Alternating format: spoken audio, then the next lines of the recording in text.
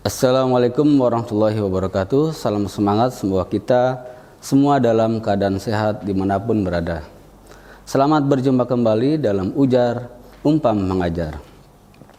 Kembali lagi bersama saya Isnu Harjo Prayitno, SHMH, dosen dari Program Studi Ilmu Hukum S1 Fakultas Hukum Universitas Pamulang, akan menemani sahabat Ujar dalam membahas materi pada mata kuliah Lembaga Kepresidenan pertemuan keempat dengan topik Ruang Lingkup dan Dasar Hukum Lembaga Kepresidenan. Pada pertemuan kali ini, materi utama yang akan kita pelajari adalah 1. Sistem pemerintahan di Indonesia. Kedua, sistem pemerintahan presidensial dan parlementer. Materi ini akan disajikan sampai 30 menit ke depan. Jadi jangan sampai terlewatkan. Tonton terus di Sasmita Jaya TV, berbagi untuk negeri.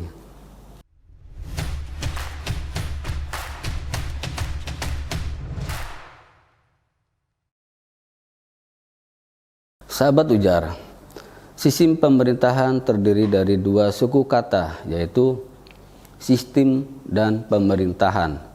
Dari dua kata tersebut mempunyai makna masing-masing atau mempunyai definisi sendiri-sendiri.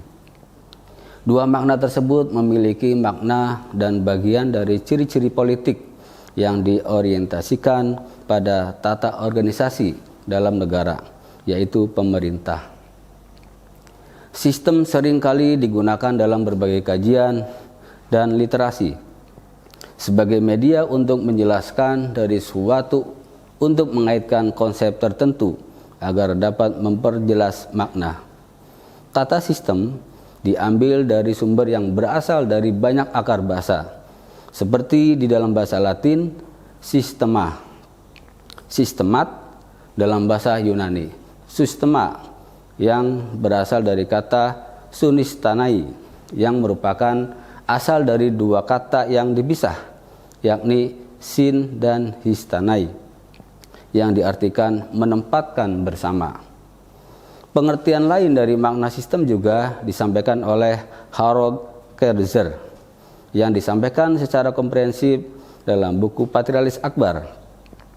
Menurut Kerzer, dalam penjelasannya, sistem merupakan kelompok dari elemen, baik manusia maupun benda, yang ditata atau diatur pada masing-masing cara sehingga elemen tersebut bekerja sebagai satu kesatuan guna mencapai tujuan. Pengertian Kerzer tersebut sama dengan makna yang ada dalam sistem frasa, sistem pemerintahan. Di dalam makna sistem tersebut dijelaskan bahwa sistem memiliki pengertian secara menyeluruh. Pengertian pada makna sistem tersebut pada akhirnya dapat memperkuat makna sistem itu sendiri untuk menyatakan pada suatu hal tentang frasa tersebut. Seperti terdapat pada kata sistem politik, sistem pemilu, sistem pemerintahan, sistem organisasi, dan lain-lain. Selain arti sistem, kata pemerintahan juga memiliki banyak makna. Pengertian pemerintahan atau pemerintah yang ada di dalam masyarakat secara umum berarti relatif maknanya sama, di mana kedua kata tersebut seringkali orang mengucapkannya secara bergantian, pemerintah atau pemerintahan. Sebutan kata dari kedua kata tersebut bermakna menunjuk pada pejabat atau penguasa. Namun kedua kata tersebut cenderung tidak menunjukkan perbedaan makna yang tajam, karena maknanya dikatakan sama saja. Arti pemerintah secara etimologi yaitu sebagai menguasai atau mengurus negara atau daerah bagian dari negara tersebut. Maka makna pemerintah diartikan sebagai kekuasaan untuk memerintah suatu negara atau orang-orang yang ditunjuk atau dipilih untuk menjalankan tugas negara sebagai pengabdian dari amanat rakyat. Misalnya negara memerlukan pemerintahan yang kuat dan bijaksana, maka orang-orang yang ditunjuk atau dipilih tersebut sebagai penguasa untuk menjalankan pemerintahan. Makna pemerintah dapat diartikan sebagai badan tertinggi yang memerintah suatu negara. Contohnya, pemerintah diminta oleh masyarakat agar turun tangan dalam penyelesaian menanggulangi masyarakat miskin yang kurang gizi. Dan juga terdapat dalam kalimat yang lain seperti gedung pemerintah, sekolah pemerintah yang bermakna gedung negara dan sekolah negeri. Namun dalam membahas istilah pemerintah dan pemerintahan akan selalu terkait langsung atau tidak langsung dengan istilah negara. Karena negaralah yang merupakan wadah, lembaga, organisasi, tempat berlangsungnya tugas pemerintahan yang dilakukan oleh pemerintah. Pemerintah dan negara bagaikan dua sisi mata uang yang posisinya sangat dekat, yaitu di mana negara merupakan segi statisnya dan pemerintahan adalah segi dinamisnya. Selain pandangan masyarakat yang menyamakan pengertian istilah pemerintahan, ternyata di dalam beberapa literatur ada sebagian para ahli juga menyamakan pengertian pemerintah dengan pemerintahan. Seperti C.F. Strong yang menyatakan pemerintah adalah organisasi yang di dalamnya diletakkan hak untuk melaksanakan kekuasaan berdaulat atau tertinggi. Strong juga menyatakan bahwa pemerintahan itu mempunyai kekuasaan legislatif, kekuasaan eksekutif, dan kekuasaan yudikatif. Jadi, menurut C.F. Strong, pemerintah dan pemerintahan itu sama pengertiannya. Artinya, bisa disebut pemerintah atau pemerintahan yang di dalamnya pemerintahan terdapat 3 macam kekuasaan. Istilah pemerintah dan pemerintahan tetap memiliki arti yang berbeda, di mana pemerintahan selalu terfokus dan terkait hanya pada tugas dan kewenangan. Sedangkan pemerintah merupakan aparat pelaksana yang menyelenggarakan tugas dan kewenangan negaranya. Selain itu, term dan pengertian pemerintahan itu sendiri dapat dikaji dari 3 aspek, yaitu ditinjau dari aspek kegiatan atau dinamika. Pemerintahan berarti segala kegiatan atau usaha yang terorganisasikan, bersumber pada kedaulatan dan berlandaskan pada dasar negara. 1. Ditinjau dari aspek struktural fungsional. Pemerintahan mengandung arti seperangkat fungsi negara yang satu sama lain saling berhubungan secara fungsional dan melaksanakan fungsinya atas dasar-dasar tertentu demi tercapainya tujuan negara. Yang kedua, ditinjau dari aspek tugas dan kewenangan negara. Maka pemerintahan berarti seluruh tugas dan kewenangan negara. Dengan definisi-definisi ini, maka semakin jelas bahwa berbicara mengenai pemerintah dan pemerintahan nampaknya tidak terlalu ditemukan perbedaan, bahkan terdapat satu kesatuan, di mana antara pemerintah dan pemerintahan hanyalah berbeda pada pelaku dan tugas saja, dan tidak menunjukkan ada pemisahan antara pemerintah dengan pemerintahan secara tajam. Artinya, di mana ada pemerintah, di situ akan ada pemerintahan.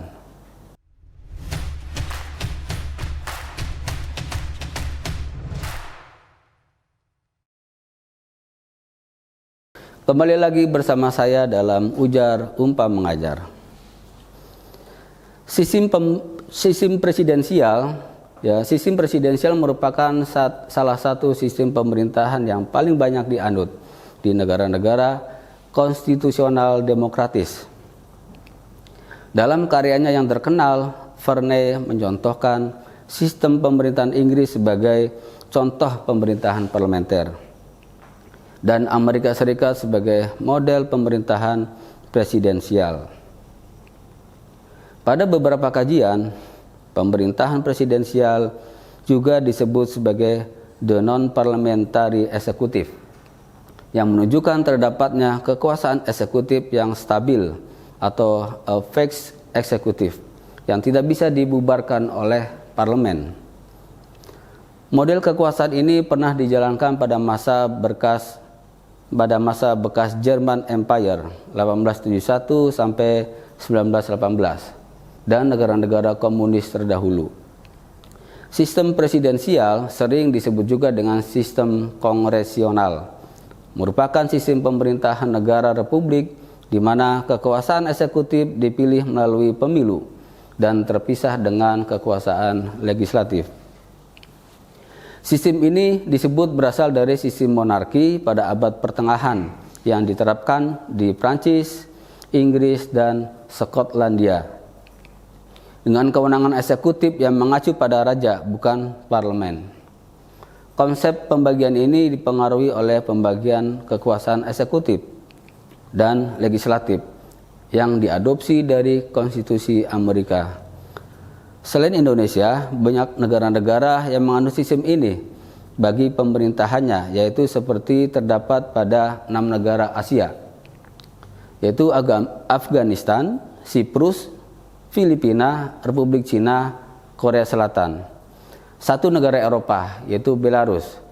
Kemudian 18 negara Amerika seperti Argentina, Bolivia, Brazil, Chile, Kolombia, Costa Rica, Republik Dominika, Meksiko, Amerika Serikat, Panama, Peru, Uruguay, Venezuela, Ekuador, El Salvador, Guatemala, Honduras, dan Nicaragua. Dan ada 6 negara Afrika, yaitu Kenya, Seychelles, Nigeria, Tanzania, Uganda, dan Zambia. Ciri utama sistem presidensial adalah presiden sebagai top eksekutif yang dipilih untuk suatu periode tertentu dan dilakukan melalui pemilihan langsung. Bentuk pemerintahan ini memungkinkan posisi yang stabil bagi eksekutif. Jika eksekutif dipilih secara langsung, maka ia memiliki basis pemilih sendiri, sehingga tidak tergantung pada badan legislatif. Dengan demikian, presiden tidak mudah digulingkan oleh parlemen yang mungkin saja menguasai mayoritas parlemen. Akan tetapi, pemisahan secara tegas kekuasaan presiden atau eksekutif dengan kekuasaan legislatif sering memunculkan pelaksanaan program pemerintah, khususnya jika parlemen tidak setuju dengan program pemerintah. Jika parlemen dikuasai oleh oposisi, maka besar kemungkinan pemerintah akan menjadi pemerintah minoritas. Situasi di mana partai menguasai hak eksekutif maupun legislatif juga mungkin terjadi. Dalam keadaan seperti ini, jelas bahwa eksekutif sangat dominan. Dominasi eksekutif bukan tanpa bahaya, karena eksekutif dominan jika terancam kelangsungan pemerintahannya dapat mengubah sistem demokrasi menjadi non-demokrasi, seperti di Filipina. Menurut Mahfud MD dalam buku Sirajuddin dan kawan-kawan, ciri-ciri atau prinsip-prinsip pemerintahan presidensial terdiri dari: pertama, kepala negara menjadi kepala pemerintahan atau eksekutif. Kedua, pemerintahan tidak bertanggung jawab kepada parlemen atau DPR. 3. Menteri-menteri diangkat dan bertanggung jawab kepada presiden. Keempat, eksekutif dan legislatif sama-sama kuat. Ciri yang dikemukakan oleh Mahfud MD dalam bukunya Sirajuddin ini dapat dikembangkan terkait pemahaman sistem pemerintahan presidensial. Menurutnya, sistem presidensial memiliki ciri-ciri: pertama, pemilihan presiden secara langsung atau direct mandat. Kedua, presiden sebagai kepala negara sekaligus kepala pemerintahan. Ketiga, presiden berhak mengangkat dan memberhentikan menteri negara. Keempat, masa jabatan presiden tetap, yaitu fixed term. Kelima, presiden dapat dijatuhkan hanya karena alasan hukum, bukan alasan politik. Sistem ini menjamin adanya stabilitas pemerintahan karena posisi presiden kuat di hadapan konstitusi. Sedangkan dalam pemaparan lainnya, ciri-ciri pemerintahan presidensial seperti dijelaskan dalam buku Sirajuddin, yaitu Satu, dikepalai oleh seorang presiden sebagai kepala pemerintahan sekaligus kepala negara. Kedua, kekuasaan eksekutif presiden diangkat berdasarkan demokrasi rakyat dan dipilih langsung oleh mereka atau melalui badan perwakilan rakyat serta bertanggung jawab langsung kepada pemilih. Tiga, presiden memiliki hak prerogatif atau hak istimewa untuk mengangkat dan memberhentikan menteri-menteri yang memimpin departemen dan non-departemen. Keempat, menteri-menteri hanya bertanggung jawab kepada kekuasaan eksekutif presiden, bukan kepada kekuasaan legislatif. Kelima, presiden tidak bertanggung jawab kepada kekuasaan legislatif. Presiden bertanggung jawab kepada konstitusi, atau the president is responsible to the constitution.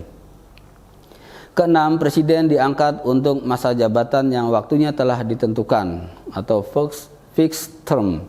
Tujuh, presiden tidak dapat dijatuhkan oleh parlemen.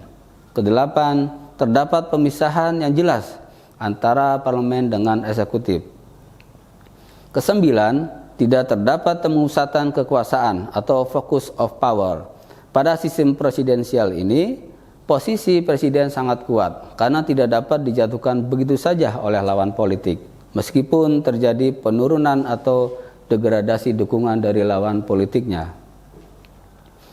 Semua proses dan dinamika politik dalam sistem ini harus mengacu kepada konstitusi yang antara lain menyatakan bahwa jika presiden lalai dalam melakukan pelanggaran terhadap konstitusi, maka presiden dapat dimakzulkan dari posisi kepresidenannya atau dapat dilakukan dengan cara melalui mekanisme impeachment terhadap presiden tersebut.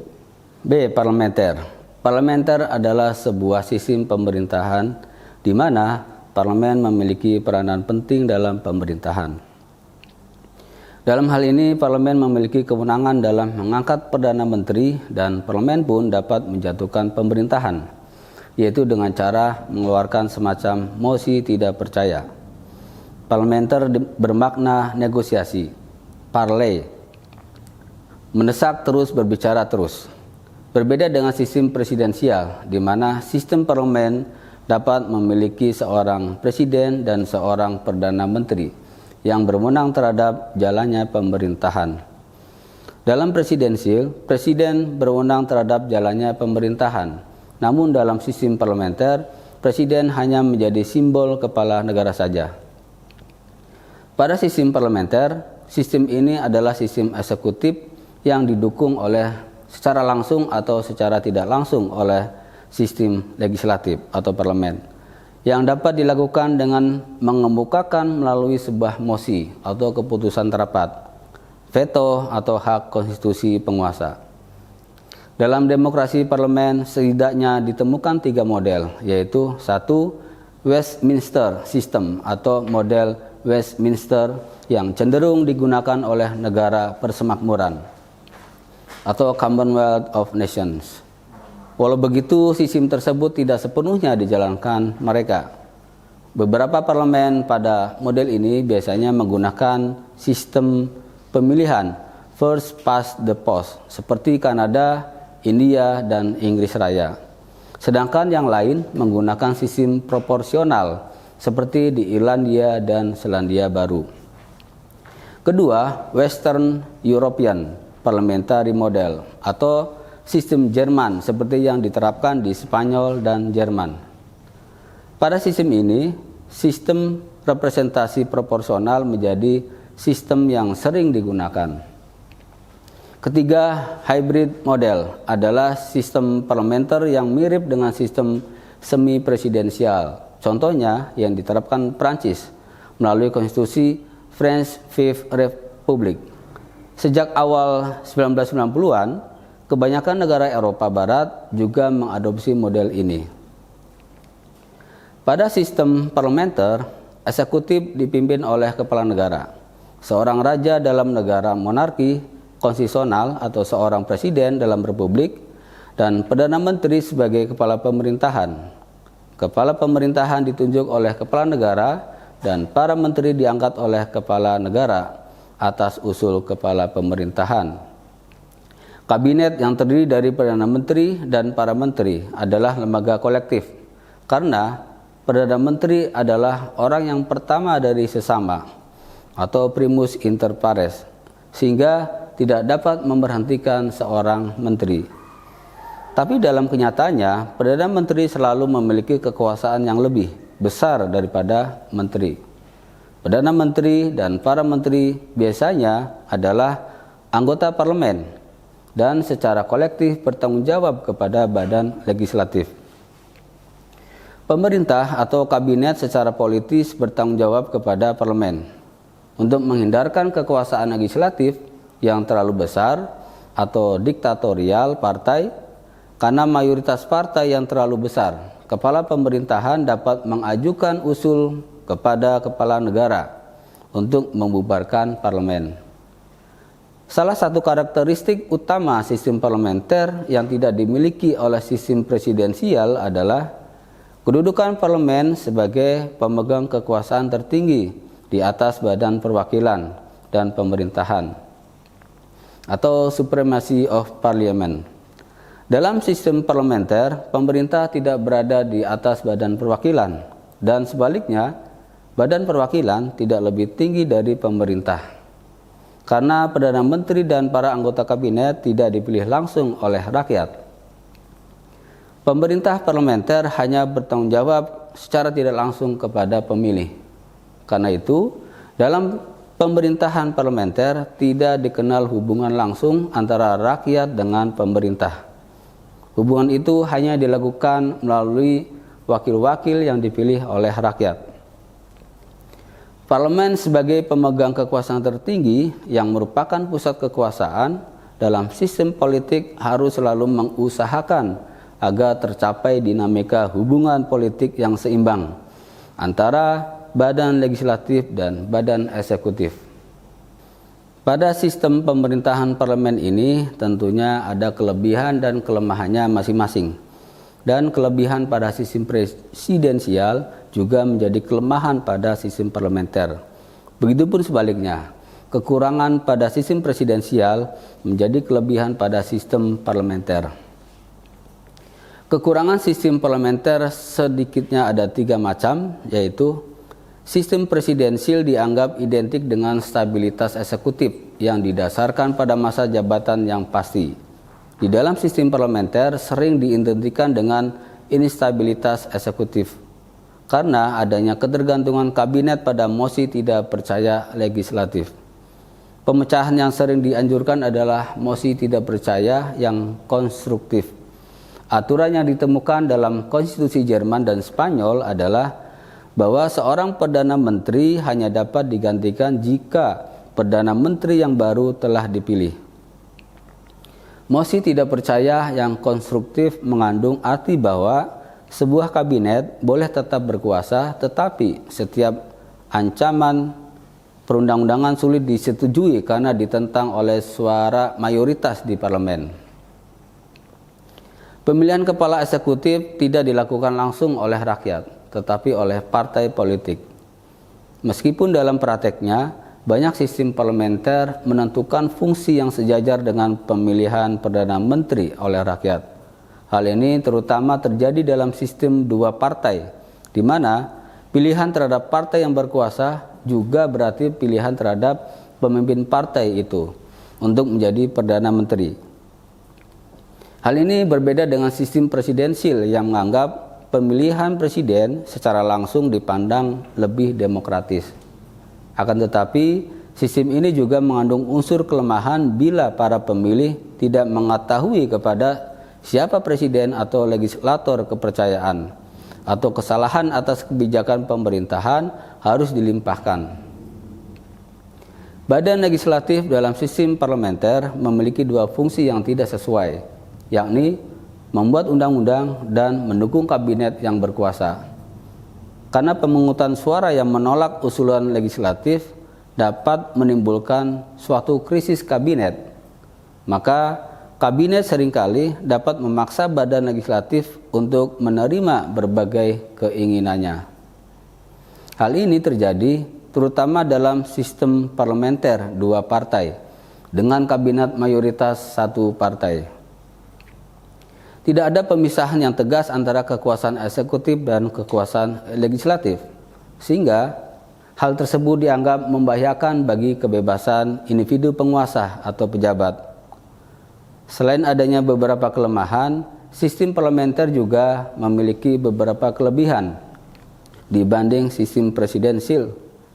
Kelebihannya yaitu: 1. Sistem presidensil selalu ada ancaman kemandegan hubungan antara eksekutif dan legislatif. Maka dalam sistem parlementer, ancaman itu selalu menemukan jalan keluarnya, karena parlemen dapat membuat mosi terhadap eksekutif. Kedua, sistem parlementer dipandang lebih fleksibel karena tidak ada pembatasan masa jabatan yang pasti. Hal ini semata-mata ditentukan oleh parlemen apakah seseorang masih terus berkuasa atau tidak. Sepanjang parlemen masih memberi dukungan terhadap eksekutif, maka eksekutif dapat terus bekerja. Namun sebaliknya, apabila parlemen sudah tidak memberikan dukungannya, maka kabinet akan jatuh. Sistem ini memberikan fleksibilitas untuk mengubah atau mengganti pemerintahan dengan cepat ketika keadaan atau kegagalan eksekutif yang serius menuntut kepemimpinan baru. Sedangkan stabilitas eksekutif dalam sistem presidensil dapat berarti kekakuan yang berbahaya.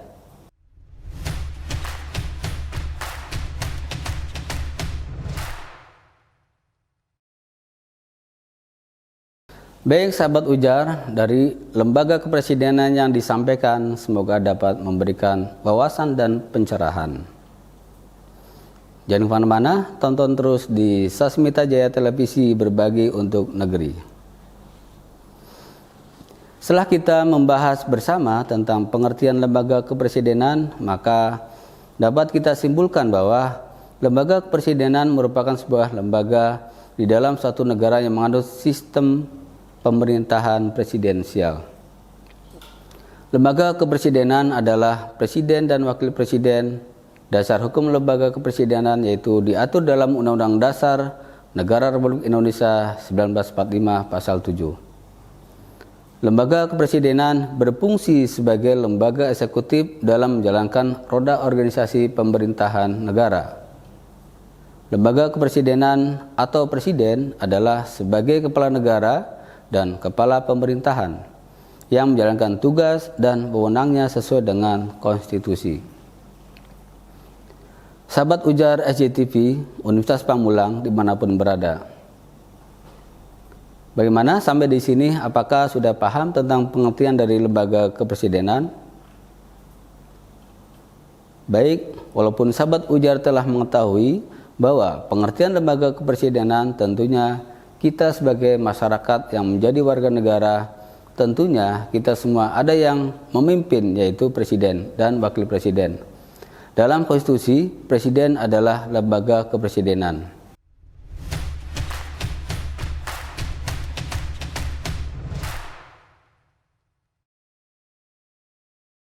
Demikianlah beberapa hal yang berkaitan dengan pengertian lembaga kepresidenan.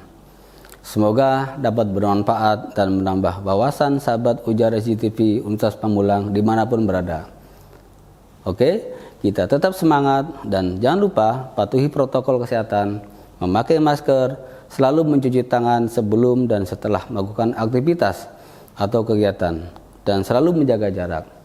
Salam sehat untuk kita semua, dan dalam pemirsa ujar SJTV Universitas Pamulang, sekian materi dan pembahasan pada kesempatan kali ini. Wassalamualaikum warahmatullahi wabarakatuh.